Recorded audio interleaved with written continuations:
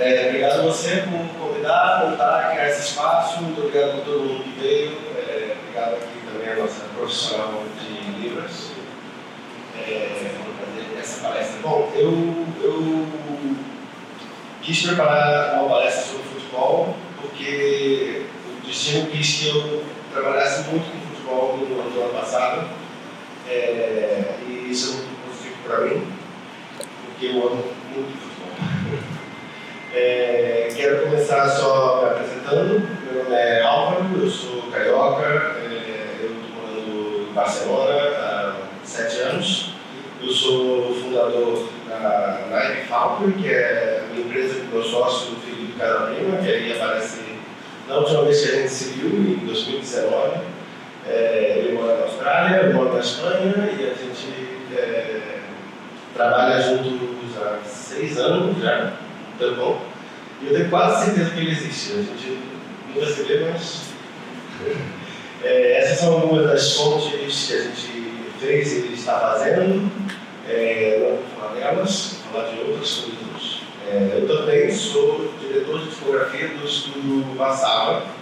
É um estúdio de branding lá em Barcelona, fundado pelo pai e filho, Tony Segues e Bruno Segues. Eu também estou lá há 5 anos e trabalhando muito. Mas antes de ser da fundadora, antes de trabalhar no Massava, eu sempre fui meio obcecado com letras, com a linguagem e design gráfico desde pequenininho. E antes de ser viciado em letras, eu era viciado em futebol. Então, desde pequenininho, essa foto sempre sai nas minhas palestras, mas essa daqui é a primeira vez. Bom, um apanhado sobre fontes de futebol, né?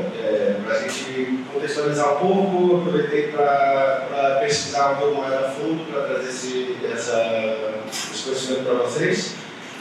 O melhor livro disponível sobre tipografia e futebol é esse daqui, se chama Football Type 2. Ele tem todo o conteúdo do Football Type 1, só que ainda tem exemplares que você consegue comprar no livro da Inglaterra. Então aqui é meio que um gostinho das imagens que eles têm, um apanhado de fontes personalizadas de clubes, de federações, de materiais discutivos. Também tem uma parte no início que conta um pouco a história que eu vou resumir para vocês aqui hoje. Então, os primeiros números nos uniformes foram usados em 1924 nos Estados Unidos. Curioso, né? Porque eles não gostam de futebol. E aqui tem uma foto mais ou menos dessa época, que foi do Arsenal contra o Chelsea em 28. E demorou muito, mas em 39 uma liga obrigou os times a botarem números pela primeira vez. Então, o propósito do número da camisa é para que o torcedor que está vendo no estádio, mais tarde vendo pela televisão, consiga identificar quem é quem de maneira relativamente fácil. Então, durante os primeiros 30 anos, esses números eram mais ou menos iguais para todo mundo e eles eram puramente utilitários, eles eram vários feitos à mão e costurados na parte de trás. Foi só no final dos anos 70 que o pessoal começou a experimentar mais com o design desses números, certamente influenciado também porque era mais fácil reproduzir, os materiais tinham avançado, tudo isso. E aí esse é um exemplo de um número que foi proibido pela Liga Inglesa porque ele era muito difícil de ler, né? Então começaram também a ter esse atrito, né, entre a experimentação visual e a função utilitária que essa fonte tem que cumprir, né, para que as pessoas sejam reconhecidas. A primeira liga a usar uma fonte padrão para todos os clubes foi a Liga Inglesa, em 1992, com uma fonte de conversão achatada da ótima. Uma decisão, né, sei lá. A Liga que continua usando fontes personalizadas, mas elas agora são muito boas. Mas foi justamente na Premier League que foi a primeira vez que um clube teve uma fonte própria, não no uniforme, mas para a marca. Então, para a comunicação da marca, eles fizeram uma fonte com vários pesos, com todo o suporte de idiomas necessários. Pela primeira vez foi essa fonte aqui, a Spurs, que foi feita pelo Bruno Maggi, pela equipe dele, lá da Delta Maggi, em 2006. Então, imagina, o campeonato inglês não deixava de ser usado uma fonte personalizada, mas o Spurs quis a fonte para resumir a marca. Eles estão usando a fonte até hoje, então é muito tempo, são quase 20 anos.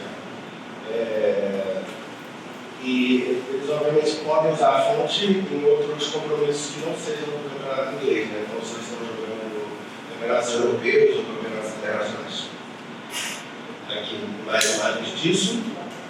E, bom, está tendo muita fonte personalizada no futebol, muita. Eu acho que isso é, por um lado, muito influenciado pela vantagem econômica, porque colecionador de camisa precisa comprar a camisa nova se a fonte trocou. Tem um incentivo de que é mais difícil de você piratear a camiseta se a fonte não é acessível, qualquer um pode comprar. Então tem uma vantagem econômica clara, mas é muito legal ver que os clubes também estão se atinando para a questão cultural, usando a fonte como uma maneira de resumir a cultura do clube ou da nação. Então, esse exemplo aqui é muito legal, que é a camisa da Holanda de 2014, e ela meio que resume não, mas faz referência à cultura do design holandês, né? Então, é uma fonte muito inspirada pelo trabalho do Vin Krauw, que foi também consultor aí, ele esteve envolvido nesse trabalho. E aqui, essa foto sou eu de 2014, não dá para ver aqui, mas aqui está escrito o nome do Vin Krauw. E, bom, esse aqui é outro exemplo. Esse foi feito pelo meu chefe, pelo Bruno Segues. É uma fonte usada pelo Barcelona, que a princípio ia ser só para uma temporada, mas que acabou ficando 5 temporadas. Ela é bastante simples, mas ela tem esses cortes que são inspirados nas chaminés de um dos prédios do Gaudí, né? Então, uma maneira de você referenciar a cidade e ter isso já no próprio número, né? E você igualar o clube com a cidade, né? E no caso de Barcelona, essa relação é muito intrínseca. Foi o Barcelona mais vitorioso do século XXI também, né? Foi um Barcelona vistoso, que ganhou um triplete. Então isso é muito bacana para a história dessa fonte. E bem que Barcelona adotou ela, então, se você for pelas ruas, você vai encontrar ela em várias lojas, que é uma fonte da cidade hoje em dia, porque o Barça não usa mais a fonte na camisa há uns anos. Essa aqui é a fonte oficial do Barça. Ela é um sistema super completo, ela tem um monte de pesos e ela tem uma versão condensada e ela tem até uma serifa que eu nunca vi eles usarem em toda a minha vida, mas eles têm essa serifa, ela existe. No caso aqui, ele meio que pegou o Inigo Reis, ele pegou detalhes do escudo para meio que fundamentar as proporções da fonte, e pegou alguns detalhes assim, para meio que resumir os fundos do clube numa tipografia. No caso do Sevilha, é legal porque eles também usam a fonte para fazer referência à cultura do clube, mas não é uma fonte feita para o Sevilha. É só uma fonte que você pode comprar, pode inclusive usar no Adobe Fonts, é uma fonte da Lucasfilm, mas que está ali também ligado à iconografia antiga do clube. Então, não necessariamente ela tem que ser personalizada. Até onde eu sei, essa daqui é a única fonte de marca de um clube brasileiro, por enquanto, que é a Furacão, feita pelo Fábio Hartnett, mas fora, eu digo fonte de marca porque vários clubes usam fontes personalizadas no Brasil, normalmente é uma coisa temporária, que dura apenas um ano. E um exemplo muito legal, muito recente, da próxima palestrante, da Júlia Fagundes, que ela fez essa fonte aqui, que se chama Tributo. Eu não vou entrar aqui em detalhes, ela provavelmente pode contar essa história muito melhor do que eu, mas é uma fonte que tem um monte de referências à cultura brasileira, à diáspora africana, ao movimento antirracista. Enfim, um trabalho realmente muito legal. Eu fico muito contente de ver o futebol brasileiro investindo nisso. Um resumo assim, se você fosse desenhar uma fonte de camiseta, eu diria que eu tenho essas 4 dicas que pesquisar muito a história do clube, a história da cidade, a história que você quer contar. É muito importante para você definir um conceito que vai fazer sentido. Recomendo muito proporções condensadas, porque às vezes o rapaz tem um nome ligeiramente grande. É o nome dele. Ele é um jogador iraniano, o nome dele é enorme. Os acentos são muito importantes, mas a gente vai mostrar um exemplo concreto, então tem que ficar caprichado, porque a gente está falando de nomes próprios. E também tem em conta que muitas vezes os números de hoje em dia estão precisando botar um escudo ou um logotipo, inclusive essa é uma área que os clubes vendem, né, para patrocinadores. Então, sempre importante pensar onde é que vai ser. E tem bastante liberdade, né? Nem sempre esses logos estão embaixo, às vezes eles estão na lateral, enfim. Mas deve ser uma restrição que a gente tem que ter na cabeça.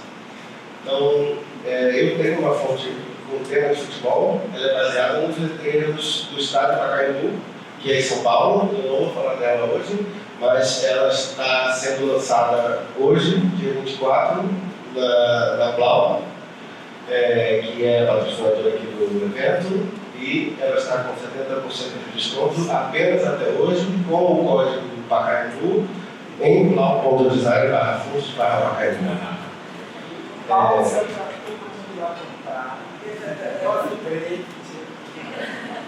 Tire uma foto, ainda está valendo para hoje, ela é muito versátil.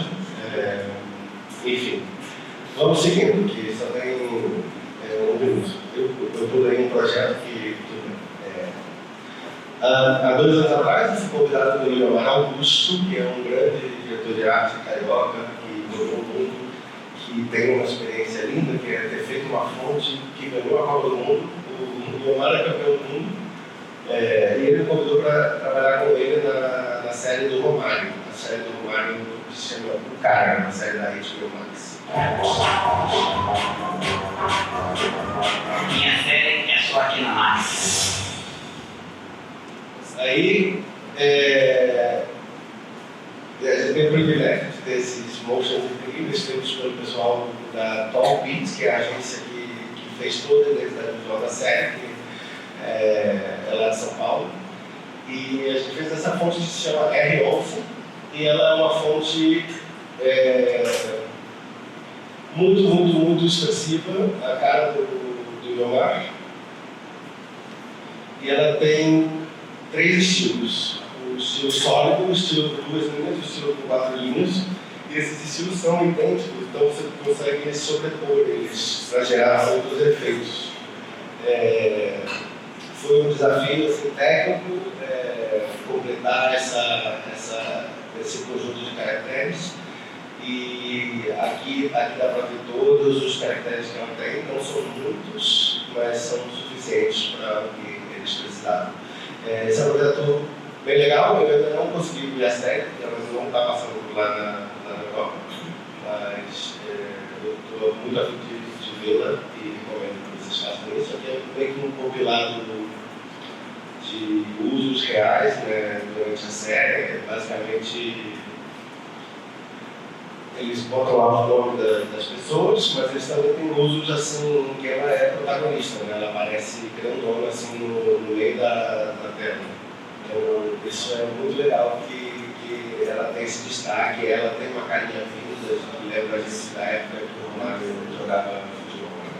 Então, um projeto muito legal, à frente ao futebol, E aí, agora eu vou perder um pouco mais de tempo para falar desse projeto que é o maior projeto em termos de escopo que eu já fiz, é uma fonte com 42 estilos e que tem uma história bem legal. Então, essa história começa antes de eu trabalhar no Vassava, em 2017. O Vassava fez um rebranding para o Atlético de Madrid, que envolveu a troca do escudo. Então, foi um salto de qualidade muito grande no nível da linguagem visual do clube, que evoluiu muito. Era muito estudado, olha os documentos de 2016, é realmente um salto de qualidade, mas eles trocaram o escudo do clube. E vocês devem saber que o torcedor de futebol ele é um bicho difícil de domar. E durante esse rebranding, o Vassava fez uma fonte baseada em uma memorabilia antiga para ser a fonte do estádio e a fonte da camisa, que se chamava Metropolitana, que é essa fonte daqui, que foi o Bruno que fez. E o Atlético usava na camisa até essa temporada. Então, isso daí durou muito. Aqui, exemplos dela na época, 2017. E o que eu falava, né, do torcedor de futebol. Imediatamente, no dia seguinte, que saiu o rebranding, fundaram esse evento chamado Escudo não se toca. Não pode tocar no escudo, esse não é um escudo. Ninguém avisou para eles que o Atlético de Madrid já tinha trocado de escudo 7 vezes na sua história antes desse escudo dos anos 40. Mas tudo bem, quem está contando, as 7 primeiras não contam, né? Mas enfim, eles perturbaram a diretoria, e a diretoria fez no final de 22, no final de 23, eles fizeram um referendo. E a maioria esmagadora dos sócios do clube, 40% de todos os sócios, mas 99% dos que votaram pela volta ao escudo antigo. E isso foi um momento meio triste assim, para o meu chefe. Ele estava meio arrasado. O Atlético de Madrid era o clube dele, e ele tinha feito o escudo e eles estavam tirando ele. E poderia ter sido uma notícia muito ruim, mas o Atlético de Madrid estava muito feliz com o resto do rebranding, né? Eles falavam e reconheciam que tinha sido um salto de qualidade, todos os números de venda de camiseta e tudo isso eram muito melhores, a linguagem estava evoluída, e aí a gente recebeu essa chamada meio inesperada do clube de novo. Falaram, olha, a gente quer trabalhar com vocês de novo, a gente vai aproveitar que vai mudar o escudo para mudar toda a nossa linguagem visual, que a gente quer dar um passo adiante, a gente não quer dar um passo atrás. E era isso, o escudo não se toca, isso era o nosso lema todos os dias, apesar que a gente tocou ele um pouquinho, só temas técnicos, ou conta buscar. E esse é o resumo da marca.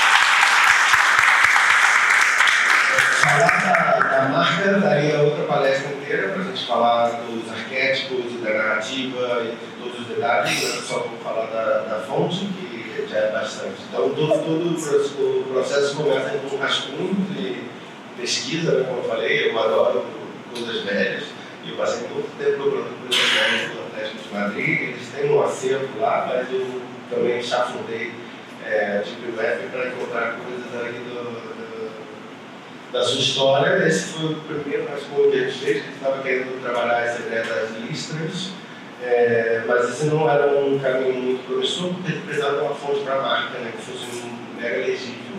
Então isso poderia ser a fonte da camisa, mas também que não era a prioridade, porque já tinha fonte na Metropolitana, todo mundo gostava dela. Aí teve um dia que eu encontrei umas figurinhas dos anos 40 do Atlético de Madrid. Eu tenho ela aqui comigo. Mais tarde, quem quiser ver, só me procurar. Elas são muito legais, são um estilo muito marcado de detalhes. Né? A gente vai ver mais adiante. Então, eu trabalhei uma versão meio moderna desse alfabeto, com algumas influências de outras coisas, tipo o antigo cartão de sócio. Ele tinha essa fonte daqui, que tinha alguma construção que eu trouxe lá no meu alfabeto também. Trabalho com desenho à mão, muito mais para encontrar a ideia na minha cabeça do que para fazer uma forma finalizada, mas é muito importante para mim desenhar no papel primeiro, porque é muito mais rápido e você consegue testar o que funciona e o que não funciona. E aí, no início eu tive esse insight legal, que o Estado metropolitano, ele é uma letra O perfeita já. Ele já tem diferença de espessura entre a parte vertical e a parte horizontal. E aí eu peguei e falei, o metropolitano vai ser o O, e aí eu desenho todo o resto a partir daqui, e aí eu já tinha a quantidade de contraste, já estava definida, tudo isso. Foi um insight. Então agora tem um outro videozinho que é só focado na fonte.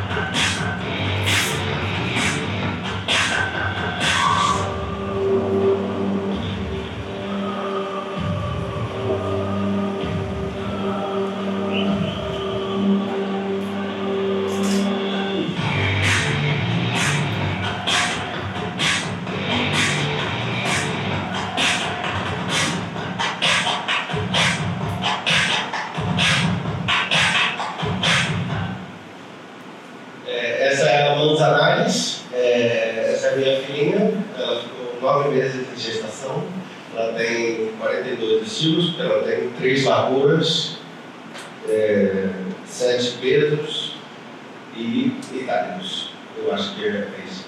Pode ser que sejam 8 pesos, não me lembro mais. Mas isso aqui é uma coisa das figurinhas que eu estava falando, né? Então, vários desses detalhes, tipo essa serifinha para fora, fazem muito sentido, né?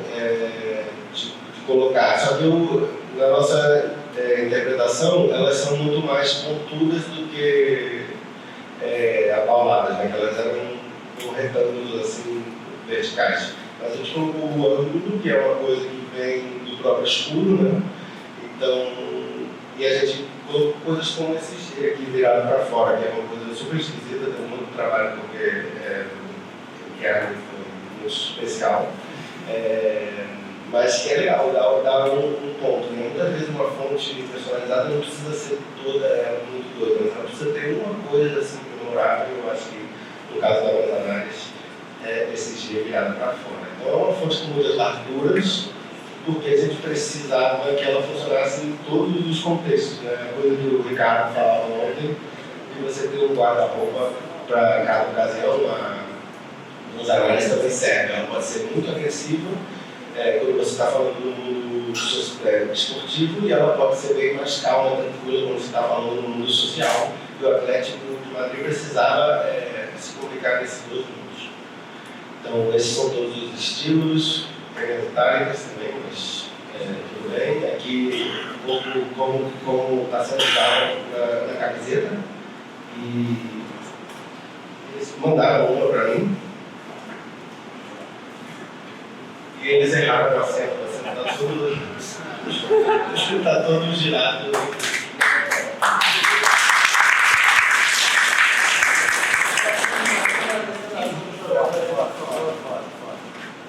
Estou muito feliz aqui de contribuir com meus companheiros. A gente vai atrás de 3 pontos. Para mim foi muito emocionante. Um cara maluco de futebol. Fiz uma coisa no uniforme, né? Isso assim, era um grande sonho de criança. E aqui eles não são muito legal o trabalho que eles estão fazendo. Claro que a marca que a gente fez na sala, ela também ajuda que a fonte brilhe muito, né? Mas isso daqui é, por exemplo, o novo carnê do sócio, ele tem a carinha do Fernando Torres, esse aqui é o ônibus da equipe, está lá a fonte gigantesca, aqui na linguagem visual, na apresentação, do próprio logo, né, Atlético, do centro de treinamento, dos produtos, aqui alguns focados, aqui um pouco a linguagem em movimento, né, de motion graphics. E nas redes sociais, está muito legal, está muito bonito, eles estão bem contentes. E aquela coisa que eu falei, né, dos acentos serem importantes, quando saiu a grande contratação da temporada do Atlético, a primeira grande, né, e agora eles contrataram um time máximo, mas o primeiro que eles anunciaram foi esse camarada aqui, o Soglota, com esse O com uma barra no meio. E o O com uma barra no meio, ele é legal, mas ele tem muita informação. E numa fonte muito bold, isso pode ser um problema. Eu lembro que eu gastei bastante tempo fazendo ajustes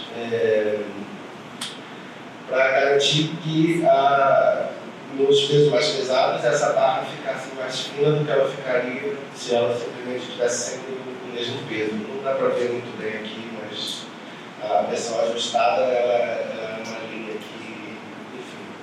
Eu lembro que eu gastei muito tempo e eu lembro que o meu chefe falou: para de perder tempo com isso daí, ninguém controla isso daí, e aí os caras vão lá e contratam um cara com isso daí no nome.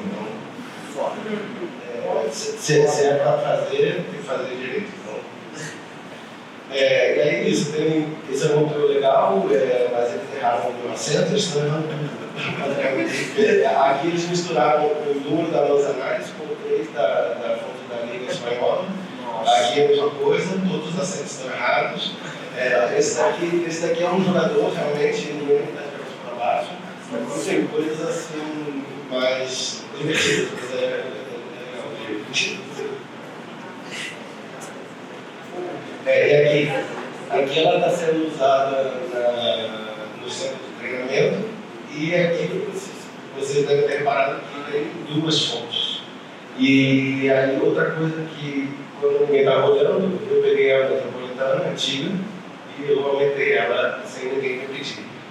Então eu peguei a fonte do Bruno e eu recriei ela para ter 7 pesos igual a outra família, então ela passa a integrar essa família, só que ela tem um peso bem mais pesado, um peso bem mais fino, porque ela é feita para usar muito grande. E ela agora é a fonte oficial da linguagem vintage e da infraestrutura do estádio. Isso porque o estádio do Metropolitano tem um letreiro de 4 metros de altura que ninguém ia trocar, né? Então o centro esportivo passou a ser com essa mesma fonte. Eu acho que a única jogadinha legal que eu fiz foi fazer esse triângulo que fica basado nos pesos mais leves, porque quando ele é sólido, ele chama muita atenção nos pesos leves. Aqui a linguagem de movimento da seção vintage e a coisa da infraestrutura, da arquitetura. Bom, mas os vintage. E, bom, essa galera, eles são muito chatos, mas você tem que ouvir o torcedor. E eu adoro quando o projeto sai, eu adoro coletar tweets de gente mal educada falando mal dos programas. E aqui foi assim, muito gostoso. Os simples aqui. Não usar a serigrafia do Metropolitano me parece um erro tremendo. Serigrafia e tipografia. Vocês perderam a fonte Metropolitano, que era o único que vocês tinham feito bem no nível de identidade corporativa. Vocês fazem tudo errado. As letras e os números não podiam ser mais feios. Mas a Laura falou assim, a nova tipografia, gostei muito. E essa é a melhor. E, de verdade, melhorou muito com o estudo da identidade visual. Mas a camisa parece um pijama com zero carisma. Vocês têm os coelhos como... vocês têm os designers sendo usados como cobaias usando o LSD. A letra da camiseta parece atrás do logo post. E o melhor comentário de todos que foi: contratem alguém, pelo amor de Deus, porque serigrafia não faz gol. Então, a tipografia não faz gol, ajuda a vender camiseta, mas realmente precisa contratar. Só que agora eles contrataram um monte de gente e está todo mundo contente. Então, essa é a galera nova. Tem o Lenormand, que foi campeão da Eurocopa, o Juvenal, que ganhou literalmente todos os campeonatos de futebol do mundo, e ele só tem 22 anos de idade. E, para terminar, um projeto que esse é muito especial para mim, no nível até emocional. Eu amo a Champions League, eu tenho décadas e décadas acompanhando isso, e em 2022 a UEFA fez uma chamada aberta, a gente se aplicou já com o projeto do Atlético de Madrid meio caminhado, e a gente passou um ano lutando para ser contratado para ganhar essa conta, e a gente ganhou essa conta, e a gente fez a identidade nova da Champions League que ninguém nunca viu. Ela saiu ontem e eu vou mostrar um vídeo que ninguém nunca viu jamais. Então,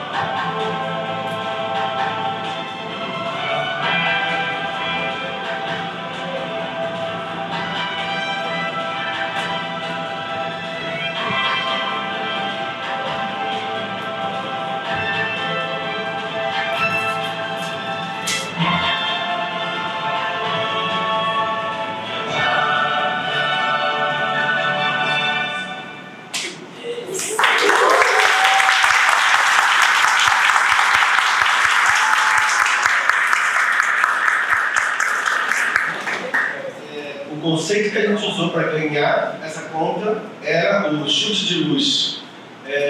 Então isso meio que norteou toda a identidade visual, que estava introduzindo mais cores para a identidade da Champions League, porque era uma identidade muito azul. E ela era muito sóbria, e eles estavam querendo fazer uma mudança nesse sentido. E a gente não sabia, né? Isso não estava no briefing, mas a gente trouxe uma identidade muito colorida, e eles se amarraram nisso, e ela estava amarrada por esse conceito, chute de luz. Né? Então, imaginando que a glória de ser campeão da Champions League é tipo uma luz branca, que se você passasse por um prisma, você ia ver que ela só é essa glória, porque ela tem todo o espectro de cores, por causa de todos os clubes que formam a liga. Então, era muito bom para eles a narrativa, porque imagina um processo de aprovação complicado. Com a UEFA você tinha que aprovar com o gerente de marca, aí passava para o gerente de parceiros, de patrocinadores, aí ia para a Federação dos Clubes Europeus, que é tipo uma Câmara dos Deputados, e passando por isso você tinha que chegar lá no diretor da UEFA, e, enfim, muito complicado, mas isso daí ajudava eles a falar: olha, clubes, você está botando vocês dentro da nossa identidade, e acho que isso ajudou bastante. Então, O conceito do chute de luz passa então pelo prisma, pela ideia da refração. Você vai ver que todas essas cores elas estão rolando aqui só nas bordinhas da estrela, né? As estrelas de vidro elas continuam mais azul do que nada, né? Mas elas têm esse destaque na refração. Bom, eles chegaram para a gente com essa paleta tipográfica, tá? Essa é a paleta que eles têm.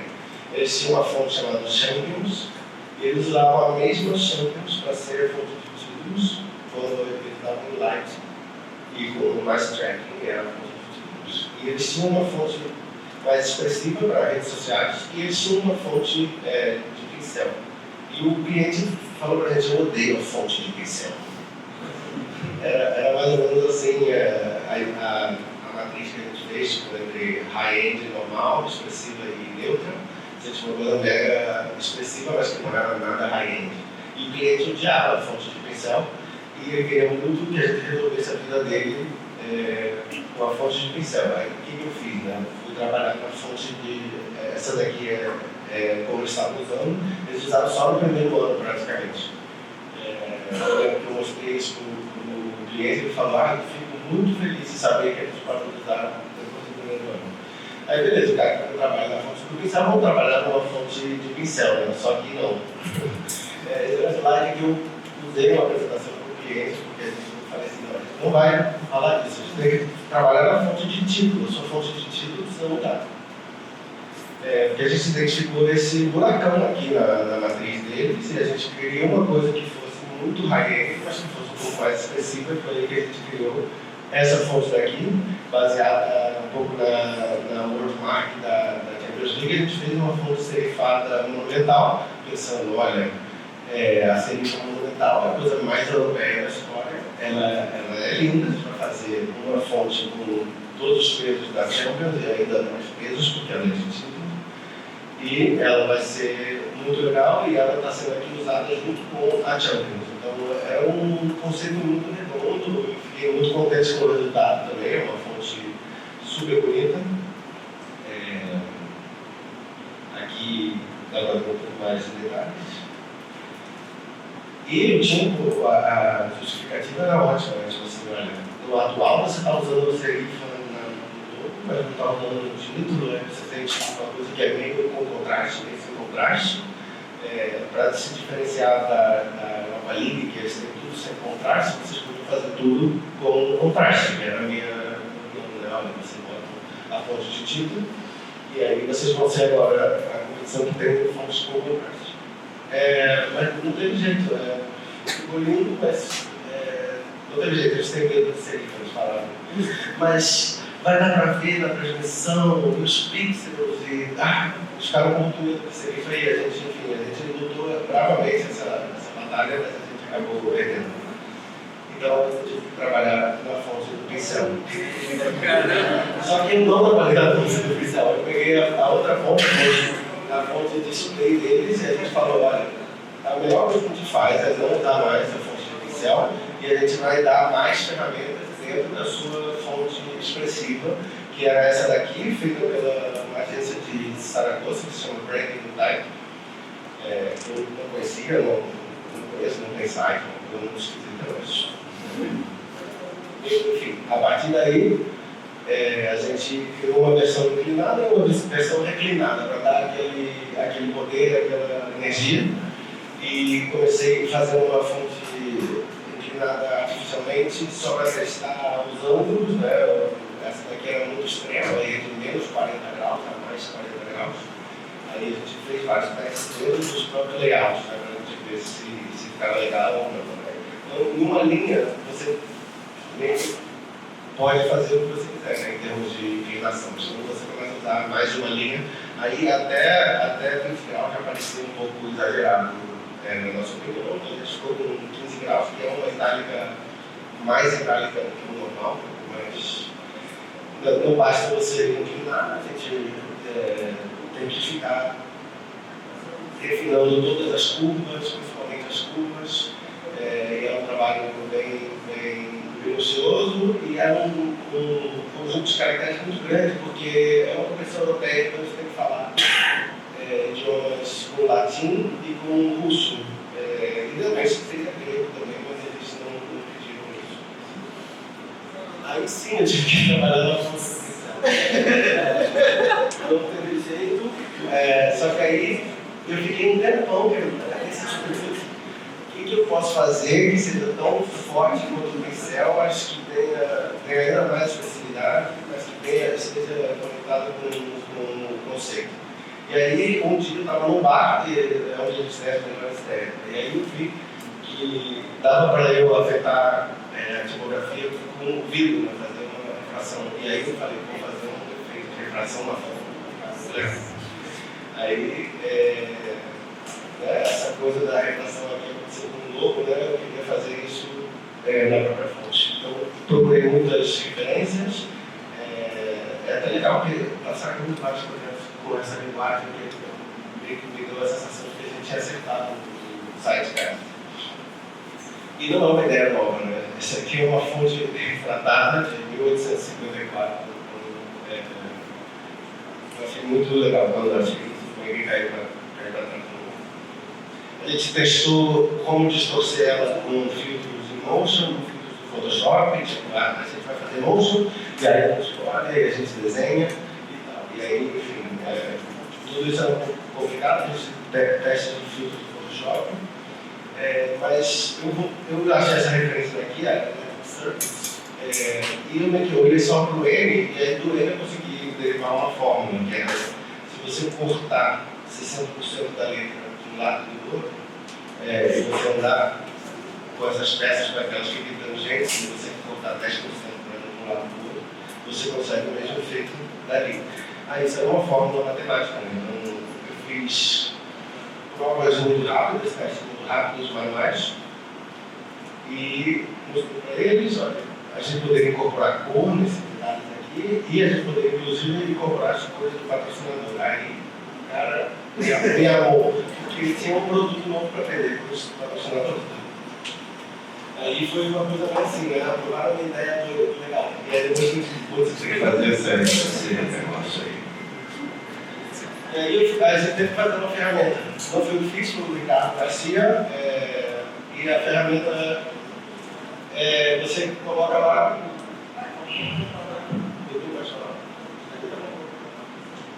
Você coloca lá dados e você consegue cortar as letras com essa ferramenta. E eu tenho uma demonstração.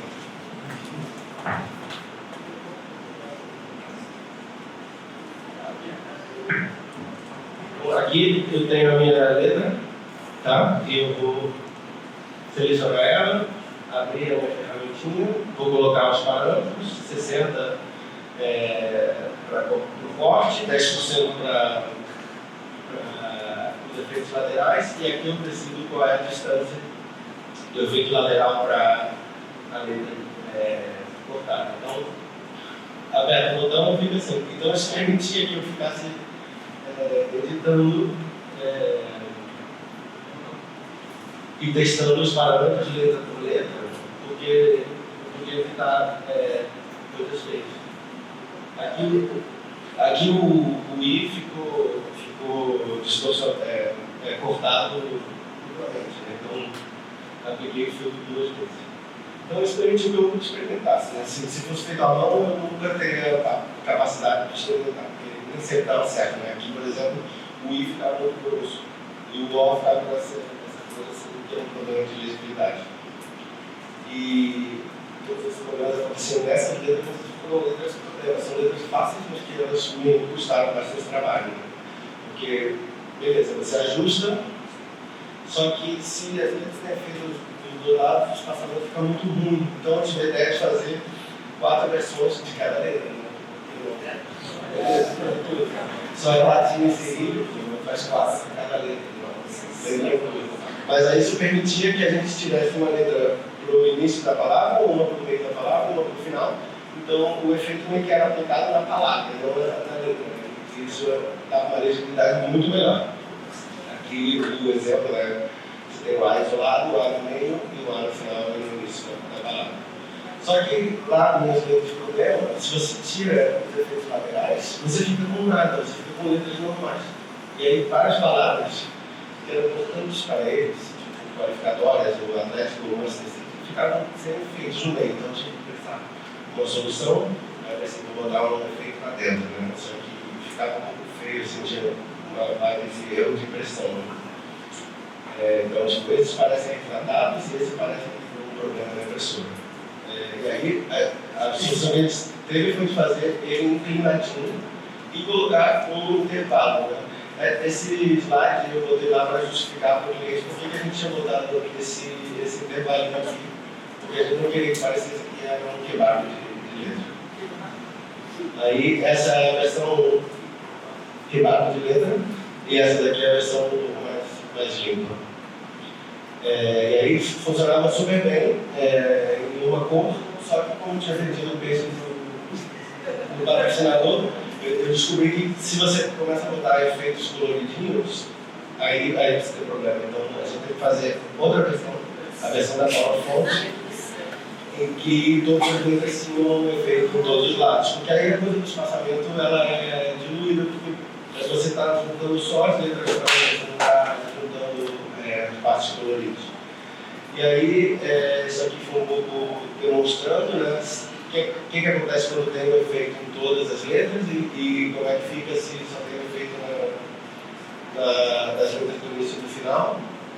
E a gente entregou isso como uma lei de fonte, que você tem que manter elas sempre alinhadas, porque senão seria um inferno, porque eles vão usar com todas essas paletas de todos esses caras. Então a gente fez uma color font, e a color font ela tem efeito sempre, e se você apertar um botão você pode desativar o efeito. E claro, isso em cirílico também, e também tem pontuação, e também tem números, e também tem suporte de idiomas. E olha o nosso amigo aqui de novo, o Rock Barra. Eu e ele ficamos muito íntimos. E aí ninguém me pediu também, mas eu fiz talvez um fonte variável.